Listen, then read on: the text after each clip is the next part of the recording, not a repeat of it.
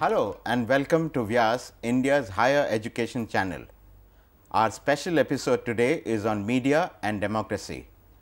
Our guest today is a very special person, Josie Joseph, who is editor, Special Projects, The Times of India. He was earlier with the DNA, Asian Age, Rediff.com and numerous other publications. Josie was one of those few Indians who was invited by the Fletcher School of Law and Diplomacy for a master's program. They select candidates on the basis of the fact whether they perceive those candidates have leadership qualities and will play a great leadership role in the future. Though Josie's special interests are with strategic affairs, he is an ardent student of democracy. Josie, my first question is, let's try and define democracy. Democracy is well defined in what Abraham Lincoln said in his Gettysburg speech as government of the people, for the people and by the people. It means far beyond than just those three formulations.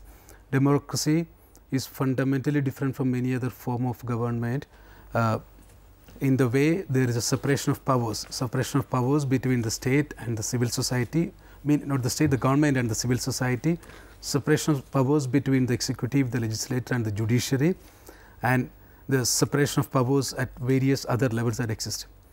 Democracy is also a very unique form of government where the network of trust of the people, of you and me, is extended far beyond the known risk centers, and we give the right to a minority group of people to govern us, to decide for us and to decide the future of the society per se. See, Josie, one of the fallacies of democracy today is that suppose a candidate is contesting and there are 100 voters and he gets 40 votes. He wins because those 60 other votes are divided among 6 other people. So, actually what happens is 60 people have voted against him, but he is the candidate who gets into power. Yeah, that is one of the biggest shortcomings, if you ask me, of the first past the post system that we follow, where the candidate who gets a maximum number of votes among all the candidates wins. In certain constituencies of Uttar Pradesh, where I was looking at the statistics of the last 2 Lok Sabha elections, there are candidates who just secured about 10 to 11% of the total votes. The fallout of that means is that, let's say we have got 15% Muslim or Yadav or Christian votes in a constituency. You just have to field a candidate who is a Christian or a Hindu, Yadav or a Muslim, and the candidate has to just work towards getting the votes of that 15% of his particular community. So, leaving aside the 85%, he is able to come to the Lok Sabha as a representative. But a lot of the practitioners and experts in democracy have been exercised about this entire trouble. And if you look at the British experience of the present coalition government between the Conservatives and the Liberal Democrats, there is a big debate, and the Liberal Democrats, who have been the third most important party of Britain for a long time, who always won significant percentage of votes, but very few number of seats because of the first past the post system, they have been demanding reforms in electoral practice into a more what they have been calling the proportionate representative system, where the parties are given an X number of seats, which is a proportion of the total number of votes that they gather in the country. In India too, there are advocates of that, but India might be better advised to follow a combination of first past the post plus a proportionate representative system. But it is something that needs to be discussed. It has been discussed in the past. It will pick up debate in the coming days. You know, this whole business of this principle that we always talk about, let the best man win. You know, but in India often caste is a very big factor, you know, and people are using caste, communalism and all these narrow concepts to win elections. What do you think about that? You know, we have rules and laws in the Representative People's Act and otherwise to prevent misuse of religion or caste and other divisive factors in electoral politics. But to what extent those laws are being implemented is a big question. But in a democracy, all over the world, even in a country like, you know, let us say where 90-95% of the people are of the same makeup, there are divisions of the minority and the majority. But it is in the leadership that you overcome this. It is in, you know, when you have a Gandhiji who emerges, he overcomes all the divisions of the caste, the religion, etc., etc.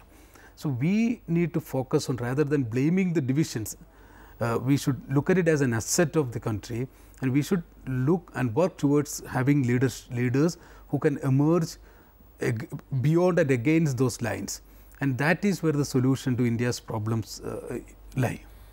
That's very interesting, Josie, because India is a leadership driven society. You will see numerous examples in India where one leader has made a complete difference, even if you look at state leadership.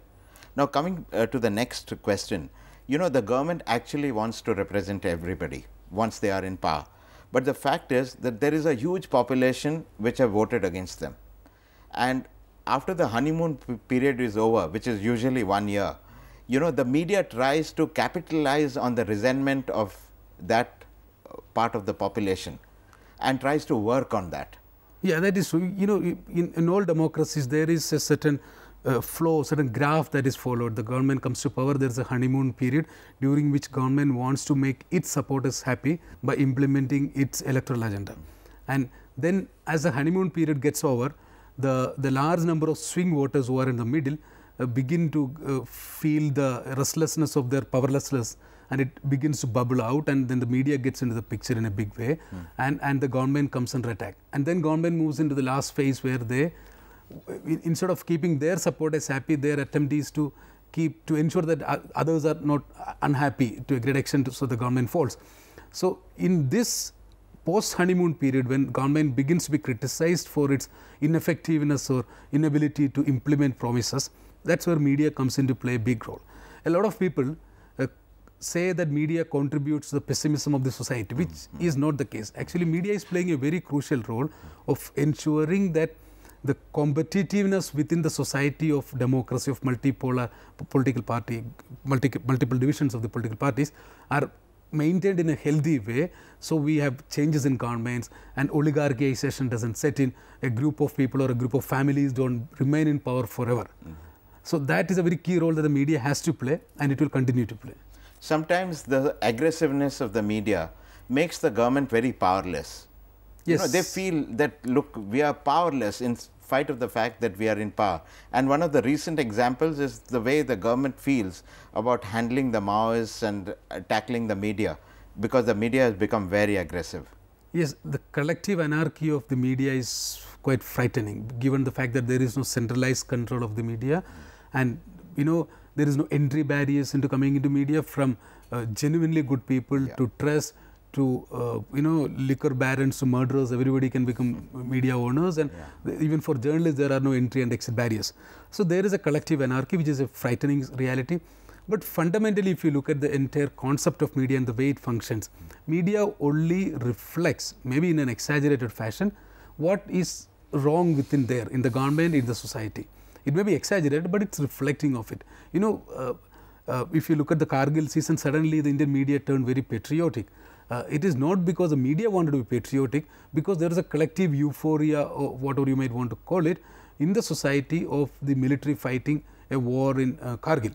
And the media got swept away in that euphoria, and if you ask me frankly, I think media has not really played its role. It should have raised more serious questions about the tactics, the strategic tactics that were being deployed by the government, by the army, by the air force in the battlefields. We forgot all that. We became a very part of this patriotic wave. So, it works both in favor of the government and against it. If you look at the Maoist issues presently, media is only reflecting the collective frustrations of the larger society. You know, the modern roads are now the biggest threat to our paramilitary forces in those areas. So, the frustrations are reflected, but it is not the media which is upping the ante. The government has to realize that we need to define far more robust policies to control insurgency. In fact, insurgency is an issue where Indian democracy is going to face the biggest challenges. If you look at world over the last 100 years, Indian government has one of the worst records of handling insurgencies, despite its success in Punjab or Mizoram and other places. What do you think should be the ideal role of the media in a dynamic democracy like India? There is no ideal role that has been defined by, but if you look at all the academic works and studies on media and its relation to democracy, media remains a very integral and very important component of the civil society. Civil society is different from the government. Civil society is part of the voters. The voters form the civil society, which is not defined by law, which has no defining parameters, whereas the rulers, the government, is defined by the constitution and other issues and the laws of the land. As part of the civil society, media's primary role is to be the watchdog of on behalf of the voters, the electors, of the elected. You have to be the watchdog of the elected. You have to scrutinize the government, bringing the system under audit on a regular basis. It is necessary that the media should write about the good news, and it gets reflected in a big way. If you look at the last 20 years, the way our economic media has been writing about the goods of liberalization. In fact, sometimes it goes overboard, but the fact is that it has reflected the good news too. But good news alone is not the media's work. Media's job is to ensure that the rulers, the institutions are held accountable to the good of the larger society. Actually, for the media to function the way it should, it must be completely independent. In India, we do not have any independently funded media like the BBC in Britain. Do you think we will ever have a situation like that in India? I think a few factors are very positive that if you look around in India, there are very interesting examples like the BBC, which is a trust, Le Monde, which is a cooperative in France, and all that. So, we might reach there one day, but these things will emerge only from a larger society's commitment to donations. The Protestant culture in the West of giving up all your earnings to the poor, to the larger good of society, that if you look at the Bill Gates and others, it's all fundamentally drawn from that old Protestant Christian civilized culture. But in India too, you are seeing changes. There are rich people, rich families who are giving up a large amount of their money to good causes. So, we will see media trust emerging. We should. The media at the moment is largely seen as a profit driven machine. It is not completely bad also, because when you make profits, you are able to commit more money into generating good content and doing good work. That is my experience. In fact, the best journalism in this country is being done by the profit making companies. But yeah, there are shortcomings of it because the media, the very design of business in this country is heavily dependent on advertisers. So, there is a softness towards the big advertisers, I may say. But then that is the compromise you make for running a robust media house. Society places a very high level of trust, the network of trust that you were talking about, and they expect journalists to be analytical, to be truthful and to do their job the way they should, but that is exactly not happening.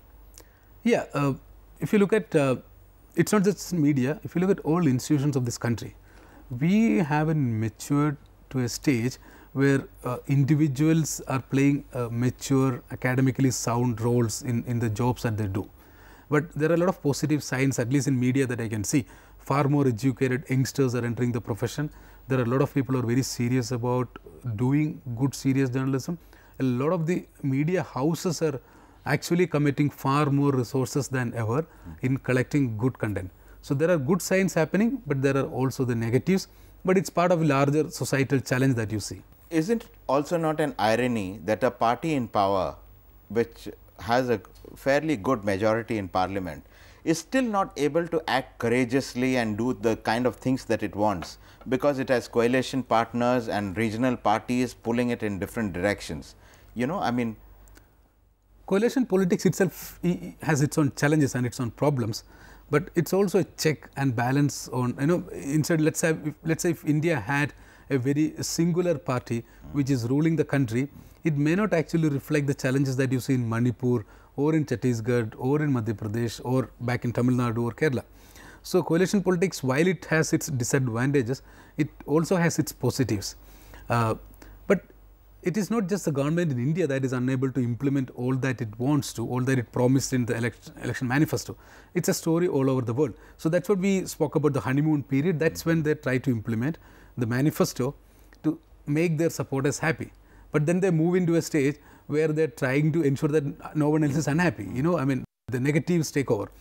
So, the challenges are there. In India, it will be far more, because there is no other democracy with so much diversity and identities as India's. So, the challenges would remain, but all said and done, whenever the government makes up its mind on a revolutionary legislation, it has been able to push through. The foremost being the National Rural Employment Guarantee Scheme, or the Women's Reservation Bill that is now presently underway, or otherwise in the past, or look at the era of the Rajiv Gandhi era, when computerization happened in a big way, and the telecom revolution that took off, or even the NDA rule of Atal Bihari Vajpayee, when despite the core constituency of the government of BJP, of the Sangh Parivar, being very the believing in Akhand Bharat and in a very militaristic response to Pakistan, Vajpayee was to undertake very historic initiatives of peace towards Pakistan. So, it is ultimately a factor of leadership too.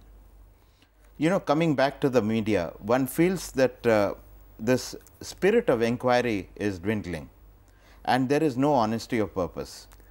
There are a few things that is happening in the larger society which we must be aware. We are the first generation, I think, in India which is actually earning more than what is required. We are the first, the first generation of plenty. So, when in society, when the first generation of plenty gets a lot of money in hand, we see a lot of trends, the irresponsibilities, higher traffic accidents, higher divorces. That is what is happening in the society too. So, a large numbers of us among the society is very insecure about protecting that big salaries that we get. So, the spirit of inquiry is reflected also in, it has its own dangers. So, a lot of people are holding themselves back. The other thing is the larger lack of academic excellence in not just in media, in all professions. If you look at bureaucracy, look at any judiciary, everywhere it is reflected. So, it is a larger society's problem. Let us now talk about the right to information. I mean, this is one of the most progressive legislations that was passed in India, and it has tremendous potential in a democracy like India. How do you see the right to information? The RTA Act 2005, I think, is one of the most powerful legislations that have been passed in this country since independence. And in fact, that brings us back to the question about doing revolutionary things by even in coalition politics. It is a very revolutionary thing.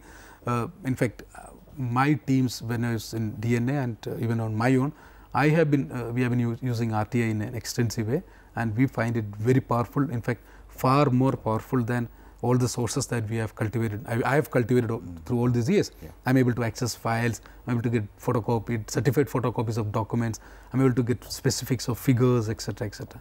So, RTA is a very powerful tool, and I think the media in India is using it, but only to a very limited extent.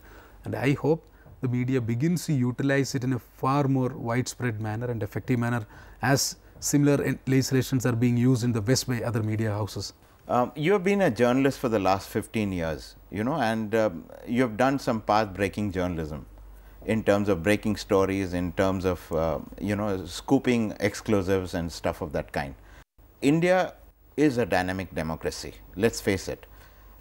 It's also one of the very few countries in the whole world which gives you so much of freedom. Do you think that most of us Indians don't value that freedom? If you look at it in the pessimistic manner, that is quite true. In the way we drive our vehicles, the way we honk on the roads, the way we abuse our neighbors, and the way we misbehave with the foreigners or the guests that we have, there is a sociological issue that is there. And we need to address it, and I hope these are that's what a lot of people believe, that it is a sign of the evolution. We have not evolved into a mature democracy. That may be the reason. But having said that, I think people are acutely aware of the powers of freedom. When it comes to the crunch moments of life, people are actually appreciative of the freedom that we have. Having been a journalist who has been writing, doing investigative stuff and taking on establishments or scrutinizing establishments, because one is able to hold a certain level of morality in public life, in one's professional life, I think a lot of people are able to reciprocate that, within from establishments, people take the risk of passing on information to you. So, there is, it's a very complicated situation. The lack of appreciation of freedom is, yes, at one level it's very high. If you look at the levels of corruption in the society, today it is frightening. In fact, I don't think our society has seen such high levels of corruption at all levels of our dealings, from the high levels of governance to the low levels of traffic policemen. Corruption has really seeped into the system. It has seeped into the private sector. It has seeped into a large number of the institutions. In fact, There are frightening stories of corruption that we hear, but we are unable to write about it because of lack of evidence. But that frightening levels of corruption are also reflections of the lack of respect for the freedom that we have, because one day the corruption could actually scale monumental levels and it could be snatched away by a group of conspirators or whatever one might say. You know, none of us would want media controls, because in a free democracy you also need a free media. There is no debate on that. But do you think that the media now needs to self-regulate? There are efforts by at least the visual media to self-regulate after the lessons of 26/11 Mumbai attacks and other developments. There is, at least in the bigger media houses, there is a very serious in-house effort now to do a little bit of introspection and do some self-regulation and all that. That is not necessarily enough.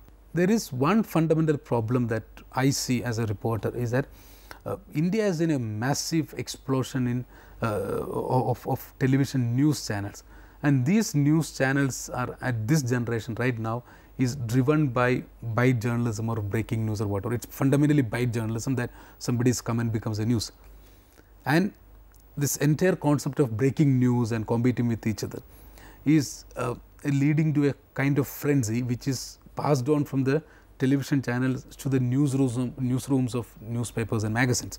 So, by evening in the newspapers, if you see it is a two-way channel. While we try to process our own information, we are also one eye on the television channel to see what is breaking.